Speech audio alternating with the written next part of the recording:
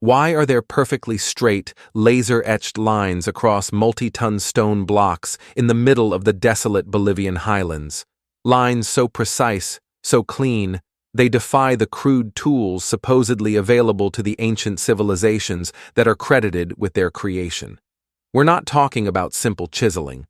These are cuts that look like they were made by a machine we haven't even invented yet. Welcome to the enigma of Puma Punku.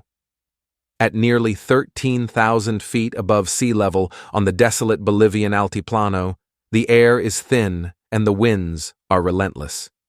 Here, scattered across the wind-scoured earth, lies what can only be described as the graveyard of a forgotten, impossibly advanced civilization. This is Puma Punku, the door of the Puma. Mainstream archaeology tells us this site is part of the larger Tiwanaku civilization, dating back to around 500 AD. They paint a picture of a pre-Incan people using stone hammers and bronze chisels to create a grand ceremonial center. But when you stand among the ruins, that story evaporates like a phantom in the harsh sunlight. You see, the stones of Puma Punku don't just defy their supposed creators. They defy our own modern understanding. We're talking about massive blocks of andesite, a volcanic rock nearly as hard as diamond, weighing over 100 tons each. They were quarried from miles away and transported up a steep mountain plateau. But the transportation isn't even the greatest mystery. It's the workmanship. The stones are cut into complex, interlocking shapes, fitting together with no mortar, so precisely that a razor blade cannot be slipped between them. And then there are the holes, perfectly circular, evenly spaced drill holes that pierce through the hard rock as if it were soft clay. The official explanation feels less like an answer and more like an insult to the evidence right before our eyes. It's like being shown a modern supercomputer and being told it was built with a hammer and a rock. Someone, or something, had technology here that simply should not have existed. The mystery deepens when you examine the famous H-blocks. There are dozens of them, scattered across the plain, all perfectly identical in their dimensions, angles, and intricate interior cuts. They are so uniform they look like they were mass-produced, spit out from a mold or an advanced assembly line, but they're carved from solid diorite. How does a Bronze Age culture with no system of writing and no mathematics beyond basic counting create dozens of identical, interlocking, multi-ton blocks with a precision that would challenge modern computer-controlled machinery? The mainstream story simply asks us to believe that thousands of laborers spent decades, or even centuries, patiently sanding these stones into shape with sand and water. But that doesn't account for the perfectly flat planes, the flawless right angles, or the razor-thin grooves cut deep into the interiors. The math just doesn't work. The tools don't work. On the Mohs scale of hardness, the bronze chisels of the Tiwanaku rate about a 3.5. The andesite and diorite stone they were supposedly working is a 7. You cannot carve a material that is more than twice as hard as your tool. It's a physical impossibility. Local Aymara legends speak of a time before the Great Flood, when the site was built not by men, but by sky gods who used a device that emitted a sound to lift and shape the stones with ease. Was this a folk memory of a forgotten technology? A form of sonic masonry or laser cutting that we are only now beginning to theorize about? And then there's the layout. Puma Punku doesn't resemble a temple or a palace. It looks like the shattered components of a massive, complex machine.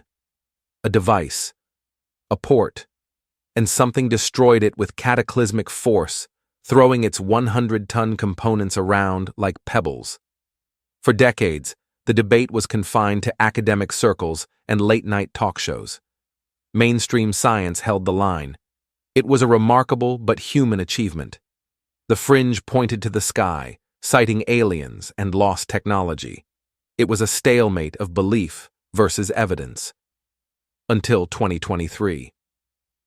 A joint Bolivian-Japanese research team, using advanced ground-penetrating radar, detected a massive anomaly deep beneath the primary platform, an area previously thought to be solid bedrock. They decided to drill a core sample, a routine geological survey to understand the foundation of the site. What they found shattered every conventional theory. The drill bit, a diamond-tipped monster designed to cut through granite, hit something it couldn't penetrate. After 2 bits were destroyed, they sent down a micro camera. Deep inside the bedrock, encased within the earth for millennia, was a perfectly smooth, black, metallic object. After months of careful excavation, they unearthed not an object, but a small sealed chamber. Inside, it was empty, save for a fine layer of dust and a single small stone tablet, no bigger than a modern smartphone. The tablet was covered in markings, but it wasn't a language of characters or pictograms.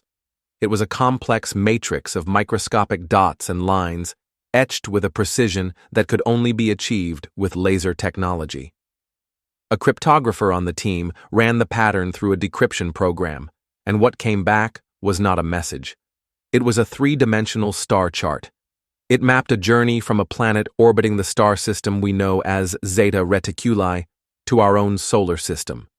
And it showed a date, not a human date, but a calculation based on the radioactive decay of an element not native to Earth, which was found in the dust of the chamber. The date, converted to our calendar, was approximately 17,000 years ago. But that wasn't the most shocking part. The chart also contained a warning, a simple diagram repeated over and over, a drawing of their biological cell structure, a double helix, but with a 3rd strand, and next to it, a drawing of a human cell, followed by a symbol for incompatibility, a symbol for disease, a symbol for extinction. Puma Punku was never a temple. It was a quarantine facility, a message in a bottle left on a deserted island warning others away from a planet whose biology was fundamentally toxic to their own. The site wasn't destroyed by a flood or an earthquake. It was deliberately and violently dismantled when they left, a final desperate act to erase their contaminated footprint from this world. The official report from the 2023 excavation remains classified, citing national security concerns.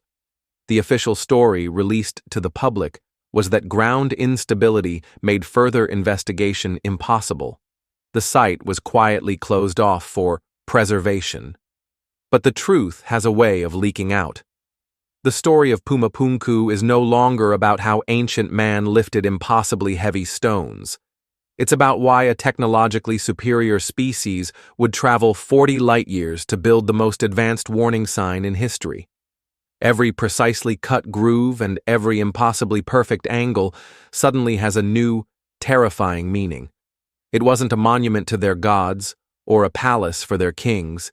It was a meticulously constructed cage, a sterile airlock on a planetary scale, a final, desperate attempt to contain a biological threat they could not comprehend. Us. We look to the stars and wonder if we're alone. But maybe the real question is, are we the reason the universe is so quiet? Have our radio signals, our probes, our fledgling attempts to reach out been interpreted not as a greeting, but as a symptom? A sign that the quarantine has finally been breached. The shattered stones of Puma Punku may not be a mystery after all. They may be a prophecy, a 17,000-year-old warning of a war between worlds that hasn't happened yet, a war that begins the day we finally step off our planet and introduce ourselves to a galaxy that has been hiding from us all along.